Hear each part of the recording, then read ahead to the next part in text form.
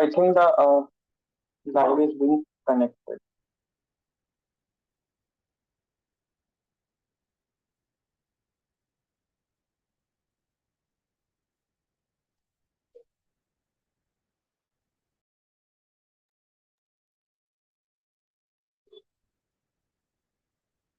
Kamlesh, we are good to go. You can start. Yeah. Good evening, dear viewers. We are live today, and I'm the host of the today's session. My name is Kamlesh Singh, and I am the media cell operator of Jus Corpus. I, on behalf of the whole team of Jus Corpus, welcome you all in the today's beautiful session, framing of charges in a criminal trial. Uh, and our today's host is Advocate Jayant Bhatt. Before we dive deep into the today's discussion, let me provide with you a brief introduction of Jus Corpus and the eminent guest of today's session. Starting with the introduction of the Jus Corpus. Jus Corpus is a body of legal professionals who have come together to bring various aspects and chains of law under a single umbrella. Jus Corpus is an edtech platform set up in 2020 and has a wide reach of 600 clicks per month on an average basis on our website. The inspiration was derived from the ever growing need of the law student. Jus Corpus has incorporated an interdisciplinary journal and a multidisciplinary journal, and as its subsidiaries named as Jus Corpus Law Journal and the International Journal of Law, Research, Education, and Social Sciences.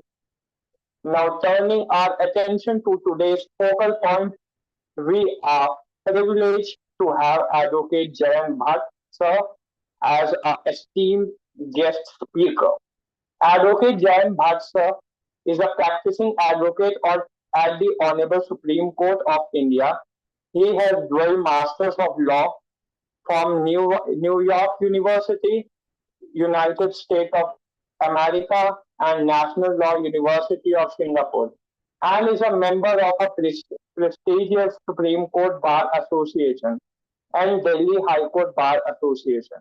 Besides being a practicing advocate, he is also a profile speaker at various platforms and is an individual with a firm belief in the greater societal good. He has a keen interest in teaching and mentoring young minds and is an advisory board member to a various organizations, including Jus Corpus. He regularly features in news articles, columns, and is also a writer and a thoughtful leader. He is the author of the book titled How to Frame a Charges, and the same was published by Eastern Book Company.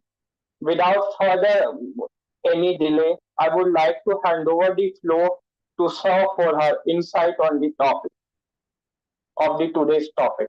So over to you. Thank you, Kamlesh, for having me here and the whole Jus Corpus team with whom I've had a wonderful association through many years now. And to all the audience who have taken their time off, especially on a Saturday evening, to be present here on a very important topic on how to formulate a charge. Before we start, I always tell my moderators and organizers that please feel free to interrupt me in between so that whatever questions the audience may have relating to the topic can be answered. The session is conducted for their benefit and for clearing the doubts, if any. And we'll try to take questions one by one, because when we speak of framing of charges, this is the most fundamental of the lot when it comes to a trial practice or a practice of criminal law. Because without formulation of charges, we cannot know on what accounts an accused has to be tried. We do not know on what accounts the bail has to be fought. We will not know on what accounts a conviction or acquittal has to transpire. We do not know on what accounts a writ may lie, and so on and so forth. So charge are, if I may say so, are the life of any criminal matter. And before we delve into the Q&A session of the question and answer, as Kamlesh rightly said, that the Eastern Book Company has just come out with the fourth edition of the much celebrated book on framing charges in criminal law, and the book is now available on EBC Bookstore. So anybody who is an enthusiast of criminal law or is practicing criminal law or would like to practice criminal law in the future can easily order the book from EBC Web Store. I'm not sure if it's available on Amazon, but definitely it is now made available on EBC Books website and can be readily ordered or from a near store, from your city or town, wherever you are situated. My team has taken at least 3 to 4 years in reformulating and rehashing the book, which was last published 10 years ago by the then retired High Court judge and is written by Mr. D.P. Varshini, who was one of the legal luminaries of the sector. And we have taken a lot of effort in rehashing the new law, which are going to be implemented on 1st of July by the central government, and the old law as it exists today, the IPC, the CRPC, and the Evidence Act, in formulating and in incorporating the major and the minor criminal acts for this. With this, Kamlesh ji, I give the dais back to you to start the Q&A so that we can quickly summarize the session. Yes, sir. Taking our first question. So our first question is from the Shaili Tripathi. She's from ILS Law College. She says ki, so what are the basic rules to be followed while framing the charges? Right. I think it's a very good and a very important question. So if you see, the section of charges start from section 221 in CRPC and go all the way up to 227 to 229. You can look that chapter up. And it's a very crucial chapter in CRPC because that formulates as to what would go into formulation of a charge. Let me give an illustration of two of the cases that my office is dealing with. And both the cases are of dowry deaths. In one case, when I was arguing for the formulation of charge, the judge wasn't very inclined. And they said, look, right now, especially when we went to the High Court, the judge said, this matter has already come at the stage of formulation of charges before the trial court. So you please advance your argument there, because the family at the time of the death of the lady was living together in a one-bedroom house. And that makes it very difficult for a judge to dissect whether a particular set of family members for whom we have moved to a particular forum would be discharged from the case or not. Whereas in another case, again of dowry death, I was for one of the cousin brothers, and the family member, as in the Saas, Sasur, the husband and the Devar were made parties, and a cousin Devar who used to reside in Gurgaon and not in Delhi was also made a party. But in that case, we had a successful discharge in the matter because the judge said, look, the cousin Devar never resided together, was not in contact with the family, and has been unnecessarily roped in, because at the time when the lady jumped from her house to commit suicide, the cousin Devar was not in Delhi, he was in his job. And it was the family members who were panicked, who were in the house because of whom the lady jumped. And it was the cousin Devar who came, dialed 100 number, called the ambulance and took her to the hospital. So it is very important when you're arguing a matter of charge before the court to dissect your facts. ये बहुत ज़रूरी होता है कि जब भी आप charge के विषय पे बात करें, क्योंकि चार्ज एक बहुत मूलभूत आवश्यकता है क्रिमिनल ट्रायल लॉ की, उस पर जब हम बात करते हैं तो ये बहुत ज़रूरी हो जाता है जजेस को समझाना कि कौन से चार्जेस आपको फॉर्मुलेट करने हैं और कौन से चार्जेस आपको अवॉइड करने हैं, जिसके बाद ट्रायल कमेंस हो सकता है. एक चीज़ ऑडियंस को और बता दें कि the charge can only B formulated by a court upon the filing of charge sheet. So how a criminal court functions is, आपका first step is first information report or FIR. FIR के बाद the investigation happens. After the investigation, you have the filing of the charge sheet, and once the charge sheet is filed before the concerned court, उसमें जो sections लिखे होते हैं उसको हम charge कहते हैं. और उस charge जब वो charge sheet दाखिल हो जाती है, so for the formulation of charges, the summons are issued to the accused कि भैया आप आइए और अपनी बात कहिए कि whether you want to claim trial, do you want to plead guilty, and not claim trial, or do you want to plead not guilty and claim trial? तो उसके basis पे you give legal advice to your clients and then start the process of formulation of charges, arguments on charges, how these arguments have to be found, so on and so forth.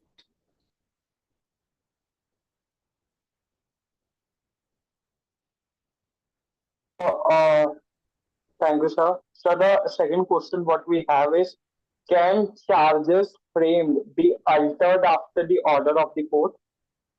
हाँ जी, it's a very important question. This is the beauty of criminal law. कि till the very end of a criminal trial, but till the time of pronouncement of the judgment, किसी भी वक्त the charges can be altered. But once the judgment is pronounced, then nothing can be done. Then you can only appeal a case. So at any point in time, alteration of charges can happen. आप कभी भी कर सकते हैं. Section 226 आप पढ़िए CRPC का, साफ साफ उसमें लिखा हुआ है कि at any point in time before the pronouncement of judgment, even at times when my office is engaged at the last minute कि sir final arguments होने वाला है, कुछ होने वाला है, and we feel that there is a need for formulation of or alteration of charges, we do that. I'll give you an example from one of the cases I did many years ago. In fact, it was the first murder case I was given as a independent lawyer, and that case was being argued in the Dwarka District Court in Delhi. And the family had come to me, and the session judge who was then presiding there, I had argued at length that the charges of 302 is not made on my client because 2 to 3 people were made as co-accused in the matter. A lady had died who used to work in the office of one of the gentlemen, and my client had nothing to do with it. But as a routine manner, sometimes, unfortunately, the prosecution and the police was in a habit of roping in all the accused. And when that happened, I argued, we moved an application for discharge. The judge, unfortunately, was not in a frame of mind because he said, no, we'll first wait for all the eyewitnesses to be examined and their cross will happen. And only after that, we'll decide whether these charges can be dropped against or not. Against which I went to the Delhi High Court. We argued that matter. And again, the judge was reluctant. As it would be the case, we started with the trial. We cross-examined all the eyewitnesses. Nothing had to say anything against my client. Again, we moved an application for discharge. Again, the session just declined. But then, when we went to the High Court, eventually we had a victory there, and the client was discharged, especially on the same ground that nobody had named me in the criminal scenario. Nobody had been able to establish the chain of events. Nobody had seen me at the juncture of the crime. So all those things went in our favor, and we are able to secure relief for the client. So again, facts are very important. You have to keep looking up the loopholes which can crop up at any point in time during the course of the trial, and that helps in building your case in getting a client discharged. The third question which we have for today is how to tackle issues in framing charges in a criminal trial, yeah, for young advocates. See, young advocates को तो बड़ी सारी चीजें tackle करनी पड़ती हैं. It's not just formulation of charges. I think the first thing we need to tackle is your client. कि client आपको fees और case file दोनों दे जाए. I think that is very important. So for any young lawyer, I would say पहले तो client बनाइए, ईमानदारी से बनाइए. उसके बाद honesty से उनकी file पढ़िए. If you find that the case is fit, देखिए हर case fit नहीं होता discharge के लिए. Please understand. If you think after reading a file that a client has perhaps committed a crime and this is a very strong case by the prosecution, I would say please tell your client कि let the charges be formulated, plead not guilty और आप trial करके उसका acquittal ले लीजिए. Because होता क्या है कि at the stage of charges the judges do not have too much of time, so they quickly sift through the file and they say वकील साहब बताइए ये तो हमें लग रहा है कि prima facie case बनता है. तो अगर prima facie उनके दिमाग में doubt आ जाता है, and if it's not a voluminous file, and even if it's a voluminous file for that matter, तो a young lawyer should be very thorough with the file. इसका मैं आपको एक white collar का example देता हूँ हम लोग के केस से. So I think 4-5 years ago एक बड़ा fraud हुआ white collar crime का to the tune of 1600 CR. और उसमें one of the banker was my client. तो इकोनॉमिक ऑफेंसेस विंग है दिल्ली में, उन्होंने ये क्राइम रजिस्टर किया. सीबीआई का केस वगैरह उसको बाद में हो गया था वो, और चार्जेस पे बड़ी 4000 पेज की चार्जशीट फाइल हुई कोर्ट में. और जब वो 4000 पेज की चार्जशीट फाइल होगी before the formulation of charges we went for anticipatory bail. तो आपको ये भी देखना पड़ेगा कि चार्जेस जो लगते हैं जिनको हम सेक्शंस कहते हैं सिर्फ चार्ज और डिस्चार्ज करनी हो, बेल के लिए भी इस्तेमाल हो सकता है. So when we moved for anticipatory bail before the sessions judge, so जज साहब ने पूछा कि देखिए जी 4,000 पेज की आपकी चार्जशीट है and lot many things have been said. तो आई टोल्ड द जज, yes sir, you are absolutely right, but इस 4,000 पेजेस में मेरे खिलाफ कुछ नहीं लिखा हुआ है. There were 10 accused in the matter. I am just a banker, I have not moved money, I am a government employee and I have acted to the honesty. तो जज साहब ने प्रोसिक्यूटर से पूछा, पीपी साहब इनको हम कहते हैं, कि भाई आपको क्या कहना, आप बताइए. सो पीपी साहब पन्ने पलटाने लगे and 4,000 is a lot of pages. तो कहीं ना कहीं उनको 2 पेज मिल गए और 2 पेज में सिर्फ वो एक क्रोनोलॉजी और लिस्ट ऑफ डेट्स दी हुई थी क्लाइंट की, कि उन्होंने कब सर्विस ज्वाइन की, कितने साल सर्विस की, किसको एडवाइस दिया, and there was nothing incriminating against the client. तो उस पर हमने जज साहब की इजाजत ली और एक शेर उनको बोला, और वो शेर था कि वो बात जिसका पूरे फसाने में जिक्र न था, वो बात जिसका पूरे फसाने में जिक्र न था, वो बात उनको बहुत नागवारा गुजरी है. And they just started smiling and we got our anticipatory bail because in these 4,000 pages, not even 2 pages were incriminating. So that is why your question sir is very important कि young lawyer को क्या करना चाहिए. young lawyer को कमर कस के मेहनत करके अपनी फाइल पढ़नी चाहिए.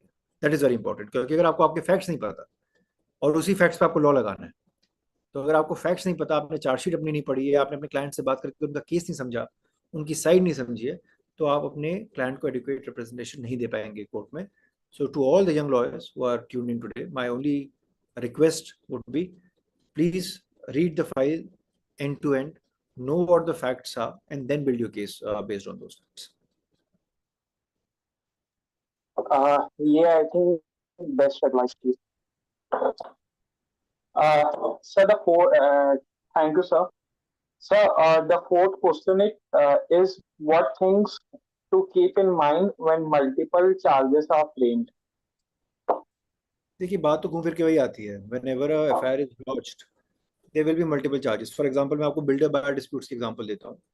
जब कई बार होता है कि आप लोग अपनी अपनी फैमिली में या सोशल सर्कल में देखा होगा कि एक बिल्डर ने प्रॉमिस किया कि भाई 3 साल या 2 साल में आपको प्रॉपर्टी दी जाएगी, प्रॉपर्टी बन के तैयार नहीं होती. और दिल्ली एनसीआर में ऐसे बड़े सारे केसेस हुए हैं, नोएडा में, गुड़गांव में, फरीदाबाद में. और आपने देखा होगा कि कई सारे बिल्डर्स के और जो डेवलपर्स थे उनके डायरेक्टर्स जेल गए. तो जब ऐसे अमूमन तौर पे एफआईआर रजिस्टर होती है तो आप देखेंगे उसमें 420 का भी सेक्शन लगता है, विच इज चीटिंग. 120 भी लगता है, क्रिमिनल कॉन्स्पिरेसी होती है. 406 भी लग जाता है, क्रिमिनल ब्रीच ऑफ ट्रस्ट भी होता है. तो बड़े सारे उसमें सेक्शंस लॉ हो जाते हैं. फॉर एग्जांपल, अभी during the vacation I had anticipatory bell matter in Delhi high court, where it was a very sensitive matter on a government employee, और उसमें बड़े सारे फोर्जरी के चार्ज लगे हुए थे. और इतनी पिक्यूलियर एफआईआर थी ये कि बागपत जो एक जगह है उत्तर प्रदेश में, वहाँ पे 4 साल पहले कोई एक गैंग रेप का मैटर हुआ जहाँ पे मल्टीपल अक्यूज हुए, और उनमें से एक अक्यूज शायद दिल्ली आ गया और दिल्ली आके किसी हॉस्पिटल से अपना एक मेडिकल सर्टिफिकेट शायद एलिजिडली मुहैया करा के ले गया. और जब वो करा के ले गया तब कोरोना की पीक चल रही थी 2020 जुलाई में, और उस टाइम सब लोग मास्क लगा के घूम रहे थे. अब due to some internal politics in the hospital, the government employ got targeted कि भाई आपने जबरदस्ती किसी को फर्जी मेडिकल सप्लाई दी थी, इसके से उसको बेल मिल गई है. When the truth is during Covid everybody was getting bail because of the pandemic. उसके बेसिस पे due to some office politics, because people wanted his post, they went there and they said कि नहीं नहीं नहीं, आप इन पे भी FIR कीजिए. LG made an inquiry. Upon the inquiry, one FIR got lodged against the gentleman against different sections of IPC. और एक सेक्शन है कि आपने फोर्जरी की है, एक सेक्शन है आपने गवर्नमेंट एम्प्लॉइयों के फोर्जरी की है, एक है कि आप ऑथर हैं फोर्ज डॉक्यूमेंट के, और एक है आपका क्रिमिनल ऑब्जेक्ट, कॉमन ऑब्जेक्ट है उसका. So again to answer your question, it happens in many cases जब एक ही क्राइम को लेके मल्टीपल सेक्शंस आप पे लग जाते हैं, and then it is up to you how you want to discharge your client, whether all the sections are relevant, whether limited sections are relevant, या फिर एकदम डिस्चार्ज का केस बनता है. That depends on the facts of the matter. I will give you another illustration. तकरीबन 10 साल पहले हमारे पास एक यंग लड़का आया. उसने अपना नया नया जॉब शुरू किया था. ही वाज अ लेक्चरर, और आई थिंक यूपी एटा से था वो, और दिल्ली में उसका कोई एफआईआर वगैरह कट गई थी. And when he had come to us, he said कि सर मेरे ऊपर गलत केस हो गया है, आईपीसी की कुछ सेक्शंस मेरे ऊपर डाल दिए, और साथ ही में आर्म्स एक्ट के भी मेरे पे सेक्शंस डाल दिए गए हैं. और किसी एक फ्रेंड ने जिसने एफआईआर कटवाई थी, the allegations were that in the washing machine they found live cartridges and a threatening note कि ये मिठाई पकड़ लो नहीं तो हम तुम्हें खत्म कर देंगे. And somehow police nabbed him and 2-3 of his friends, और इन पे एक एफआईआर कट गई. तो जो चार्जेस फॉर्मुलेट हुए वो आईपीसी में हुए, और आर्म्स एक्ट में हुए। तो जो आपका क्वेश्चन था कि क्लबिंग ऑफ चार्जेस होती हैं, हाँ जी बहुत बार होती हैं। वो अंडर आईपीसी भी हो सकता है, under IPC plus IT act भी हो सकता है, अंडर पॉक्सो भी हो सकता है। तो डिपेंड करता है कि ऑफेंस का नेचर क्या है, क्या वो फूड एडल्ट्रेशन को लेके है, क्या वो साइबर क्राइम को लेके है, क्या वो डीप फेक को लेके है, क्या वो एआई को लेके है, क्या वो फूड प्रोडक्ट्स को लेके है, क्या वो कैटल्स को लेके है। तो बड़े सारे उसके वर्टिकल्स होते हैं एंड डिपेंडिंग की नेचर ऑफ क्राइम क्या है। आप देखते हैं कि कई बार हम 498 के केस करते हैं तो डीवी के केसेस अलग चल जाते हैं, दो अलग अलग कोर्ट्स में चल रहे हैं, but charges are based on the same facts and the same story between the same parties. तो again you will have to dissect the facts, you will have to formulate thesis in your mind कि भाई clients के ऊपर जो cases बन रहे हैं, और अगर बार बार बन रहे हैं, बहुत सारे एक्ट्स के सेक्शंस में बन रहे हैं, तो वो क्यों बन रहे हैं। तो have a sitting with the client, have a meeting with them, try to understand upon the reading of the FIR why these charges are being framed against the client. Only then you can find a solution. Thank you very much, sir. Sir, the fifth question is, what is the difference between charges of two heads, three heads, and so on, and how it is decided to be of one head, two heads, or more? So again, the answer is the same because the question fundamentally poses the same question. तो head की वही बात है, अगर IPC में आपने 3 धाराएं जोड़ दी, उसके साथ अगर कोई आईटी फ्रॉड हो गया, for example I give you, अगर कोई गर्लफ्रेंड बॉयफ्रेंड है, या अगर कोई शादीशुदा व्यक्ति है, या कोई अगर टेंडर और इन सब ऐप्स को यूज करता है, और वहां पे कोई एक महिला मान लीजिए थाने जाके एफआईआर काट दे कि जी मेरे साथ शोषण हुआ है, आई हैव बीन हरास्ड, और let's say section 354 is imposed along with the sub provision of IT acts कि मेरी फोटो ली गई या मेरा वीडियो बनाया गया, तो different different statutes come in to play, और उनके अंडर जितने भी रेलेवेंट सेक्शंस होते हैं वो लॉन्च होने शुरू हो जाते हैं। पर वो एफआईआर एक ही करती है, मल्टीपल एफआईआर नहीं करती, बिकॉज जो विक्टिम है वो एक ही पर्सन है, और जो एक्ट्स हैं, जो स्टैट्यूट्स हैं, वो मल्टीपल हैं। तो आईपीसी में हो सकता है आप सिंपल हर्ट या मोलेस्टेशन का या किसी और सेक्शन का प्रोविजन है उसमें ऐड कर सकते हैं, रेलेवेंट आईटी एक्ट का प्रोविजन आप ऐड कर सकते हैं। अगर वो महिला मान लीजिए अंडर एज थी तो पॉक्सो के प्रोविजन उसमें अट्रैक्ट हो जाएंगे, आईपीसी पॉक्सो और आईटी एक्ट लग जाएगा। तो इट डिपेंड्स कि what is the nature of the crime, और in that nature of the crime आप क्या क्या उसमें लॉज ऐड कर सकते हैं। Thank you, sir. So the sixth question is of today's session. Framing of charges is generally common, and they are enforced rather than having a genuine argument. Is there any act or law regarding the relief from them? Sorry, what was the first line? I couldn't hear the first line of the question. So the framing of charges is generally common, and they are enforced rather than having a genuine argument. I see. Is there any? I would not agree completely. देखिए, a trial court has no magic wand to determine कि charges correct है कि incorrect है, right? And that is why we have the whole process of trial. But then there are times when you may argue a charge at length and get a client discharge. मैं इसको आपको एक example से बताता हूँ. My office was dealing with a gang rape matter in which the complainant and all the accused were college students. They were known to each other, and I was representing the victim. And on the opposite side, there were two boys and a girl who were made as an accused. And it was very hotly contested as to whether someone should be discharged or not. Eventually, we won the case for the client in terms of the charge. And we said this is too premature a stage because one, the charge sheet that which was filed was incomplete. जो phones nap किए गए थे, जो recover किए गए थे accused से, their electronic data had to be fetched from the forensic lab report, which would tell us कि भाई क्या व्हाट्सएप चैट्स हुई या क्या फेस टाइम हुआ, कोई वीडियो, कोई ऑडियो, कोई फोटोग्राफ, कोई इंस्टाग्राम चैट्स, कोई Facebook chats, etc. were they available to the prosecution or not. So all those points were argued, and the judge was of the point of view that right now it is a little too premature to let go the accused of these charges. So again, I would not say it's not a very simple cut and dry process कि आप ये कह दें कि charges में कुछ नहीं होता है, बहुत कुछ होता है. Again, coming back to the basic fundamental of criminal law, a person has to understand how a criminal trial works, and whether at the time of formulation of the charges, after the filing of the charge sheet, whether those charges hold water. If they think they are bogus charges, please argue them. If you think these charges will fly and a trial is imminent, please ask your client कि भैया आप plead not guilty कीजिए, let the court frame the trial, otherwise we'll be wasting everyone's time. Thank you, sir. So the seventh question of today's session. How do public perception and media coverage affect the framing of charges in high-profile cases? Okay, so I'll give two answers for this. फर्क पड़ता भी है, फर्क नहीं भी पड़ता. तो देखिए, मैं तो न्यूज़ देखता नहीं हूँ, तो मुझे जैसे इंसान को नहीं फर्क पड़ता, because we are already preoccupied with speaking to the client and looking into the meat of the matter and then argue. पर then there is civil society where we live. हमारे फैमिली मेंबर्स हैं, हमारे friends हैं, जो court नहीं आते, जिनके सामने सिर्फ टीवी, यूट्यूब, सोशल मीडिया, ये सब रहता है. So I would say the impact is reverse. Court के ऑर्डर्स का फर्क मीडिया पे पड़ता है, मीडिया के ऑर्डर्स का फर्क कोर्ट में नहीं पड़ता, बिकॉज कोर्ट को अपनी जुडिशियल ट्रेनिंग पता है. कोर्ट ऑलरेडी नोज की व्हाट दे आर डूइंग, जजेस already know what they are doing. It is the non legal people from the society, जिनको लॉ की समझ थोड़ी सी कम है, जिनको लॉ की प्रोसेस की समझ थोड़ी सी कम है, तो उनको लगता है कि यार ये तो सब गड़बड़ हो रहा है, ये तो हाई प्रोफाइल मैटर हो गया. मैटर तो सारे वही हैं. और कानून में एक बात बार बार कही जाती है कि चोरी हीरे की हो या खीरे की, दफा एक ही लगती है ना. तो आपका क्राइम छोटा हो बड़ा हो, उससे नहीं फर्क पड़ता. आपने 1 रुपया चुराया कि आपने 1 लाख करोड़ रुपया चुराया. अगर आपने जालसाजी की है तो आपके ऊपर सेक्शन 420 लगेगा ही लगेगा. आपने एक मर्डर किया, 10 मर्डर किए, सेक्शन 302 लगेगा आपके ऊपर. तो high profile case is always in the mind of the people who are watching the TV. उनको लगता है ओ ये क्या हो गया, तो बहुत बड़ी खबर है. फॉर एग्जाम्पल, पुणे वाला इंसिडेंट हुआ अभी बच्चे का, जो पोर्श इंसिडेंट है. Now this is not the first hit and run in the country. बहुत ऐसे बच्चे हैं जो इंटॉक्सिकेट होकर गाड़ी चलाते हैं. अब वो चाहे टू व्हीलर चलाएं, थ्री व्हीलर चलाएं, बैटरी रिक्शा चलाएं, सुजुकी डिजायर चलाएं, पर ये लड़के ने पोर्स चलाई और इसकी फैमिली ने भी गड़बड़ी की, तो ये हाईलाइट हो गया मैटर.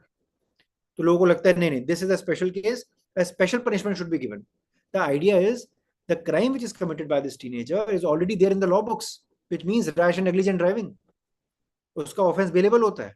तो media just to gain TRP, just to sensationalise the matter, starts doing tricks on the people. ठीक है, perhaps if the family was involve, कि भाई उनके दादा भी, पापा भी, मम्मी भी अगर गड़बड़ कर रहे हैं, आप उन पर एकदम एक्स्ट्रा चार्जेस फॉर्मुलेट कीजिए, उन पर एफआईआर काटिए जो काटी है, because a crime should not be condoned. But the crime which is already defined in the law, should apply equally in the court of law and in the court of social media.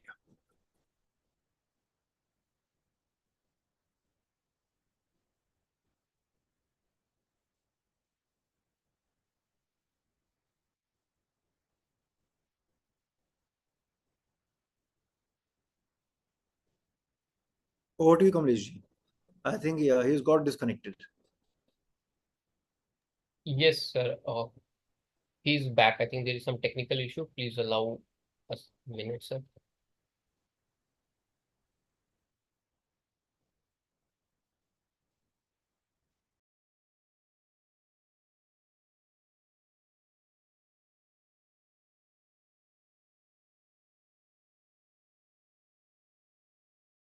Um, uh, Am I audible? yes, yes, sir has explained the subject matter. You can continue with the another question. Uh, yeah. Uh, Thank you, sir. So the eighth question of today's session is how to defend a client from fake charges without his or her arrest. देखिए, fake charges is a real social phenomenon. बड़े सारे ऐसे cases हो रहे हैं, specially on the family court side and property dispute side, which take a very ugly scenario in a court. So I would say the best thing is apply for anticipatory bail, especially in cases where FIR has been lodged in non-bailable sections. तो जहाँ पे sections non-bailable हो गए हों, वहाँ पे you must quickly tell your client कि भाई it's a serious charge, the police will come and arrest you, and secure anticipatory bail by first going to the sessions court. And let's say if the session court gives you relief, well and good. If you don't get a relief, then go to the high court, quickly for an anticipatory bail. In fact, that is what we did when we went to the Delhi High Court in the vacation, in the matter that I was discussing before. Just 2 days before the holiday, some other lawyer that the client had engaged previously for a district court, the session judge had declined their bail. And because the matter was serious and the FIR was lodged on the instructions of the lieutenant governor, the matter became of some importance. So we had to quickly move and then secure the bail for the client, because we know it is a bogus case at the end of the day. But then you have to secure the relief for the client so that the police does not harass them and unnecessarily arrest them out of vendetta. Thank you, sir. Sir, moving with our next question. Uh, So this question is, yeah, apart from witness and evidence, how do judge reach to the decision in a criminal trial, considering that the judgment is crucial for the accused? See, please understand that the judge who is presiding on a criminal trial has some years of good experience behind them. They are also lawyers. They are also LLB holders. वो भी हमारी और आपकी तरह लोग हैं. ऐसा नहीं कि उनमें अलग से उसको खाप के पढ़ लगे हैं, उनको कानून का पता नहीं है. So, they are also very well legally trained minds. They have done their, experience and their tutelage in their youth. So when two lawyers are arguing a matter, one a prosecutor and the other a defense lawyer, तो काफी सारे case laws, sections, jurisprudence, बहुत सारी चीजें discuss होती हैं. And the judge also has the benefit of their own experiences and having a dialogue and deliberation with their brother or sister judges. So everything comes together at the time of writing a judgment. बड़ी सारी चीजें होती हैं इसमें. कई बार when we are also arguing, we make sure that we give judgments both from the side which is and the case law which is supporting us, and even if the jurisprudence is against us, but if it's relevant for the court to consider, हम वो भी देते हैं. तो you have to be honest with the courts. आप सारा अपने research उनको दीजिए, फैक्ट्स उनको बताइए, लिस्ट का पूरा समझाइए कि क्या है क्या नहीं है, और प्लस जो ट्रायल आपने कंडक्ट किया है जिसमें क्रॉस एग्जामिनेशन हुआ है, एग्जामिनेशन इन चीफ हुआ है, वो पूरा रीड आउट होता है कोर्ट्स में. तो it's a very lengthy process. So the thing is that the judges already know what has transpired in their court, and that makes their life, I don't know whether easier or difficult, but it definitely makes their life easier in terms of understanding the matter. Thank you, sir. So moving forward, if an the question is, yeah, if an accused is charged under a certain offense, and in the later proceedings of the court, it is found out that he committed an act which is uh, punishable as a different offense, then what is the procedure to amend the charge claim? The same process as we discussed before, कि alteration and amendment of charges can happen anytime before the pronouncement of the judgment. The same answer to this question also. किसी भी जज को किसी भी वक्त ऐसा लगे कि कोई चार्जेस ड्रॉप हो सकते हैं, ऐड हो सकते हैं, same principle would apply. Same sections apply under the chapter of charge. Thank you, sir. Sir, this was all about from question and answer round. If anything is missed, I request you to kindly enlighten us with your vast knowledge on the subject matter. Right. I would also request you if there are any questions from the audience, we can also take them alongside.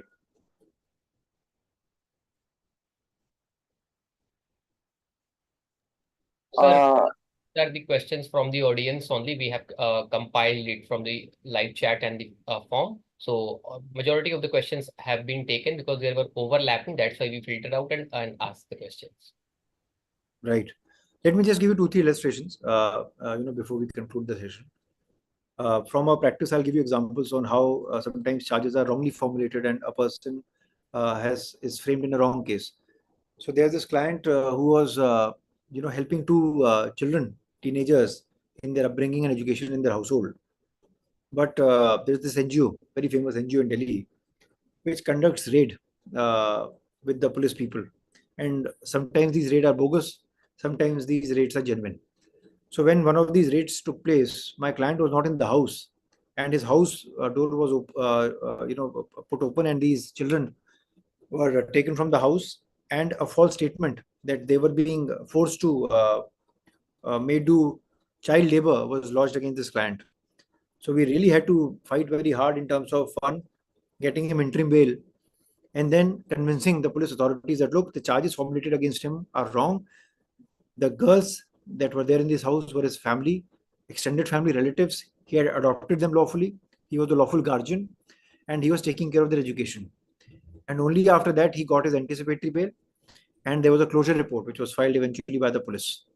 I'll give you another example from my Supreme Court cases. It was, I think, the year 2014, 10 years ago. I think Justice Iqbal was then presiding there. And there was a matter when I was representing the state of Rajasthan, and I was representing them as a prosecutor. And on the opposite side, there was a very seasoned lawyer. And judge was quite confused whether the formulation of charges has happened in the right manner or not. And he asked me whether you know how these charges are formulated.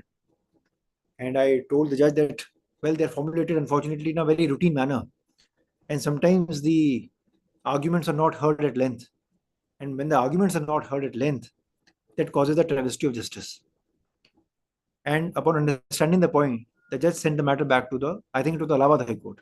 The matter was sent back to the Allahabad High Court for fresh reconsideration on the formulation of charges. Let me give you another illustration from one of the cases that we are doing. There is a client in family dispute. He's involved there. His wife first filed a criminal case against him 3 years ago. The case went to the magistrate. She lost. Then the case went all the way up to the sessions court. Again, she lost. She preferred not to appeal the case. But then 3 years afterward, goes back to the same police station, lodges the same complaint, and the police, being busy with other work, lodges a FIR on my client. And then we go to the High Court and plead that, look, I have a protection under double jeopardy. Once a matter is decided, I cannot be incarcerated for the same matter time and again.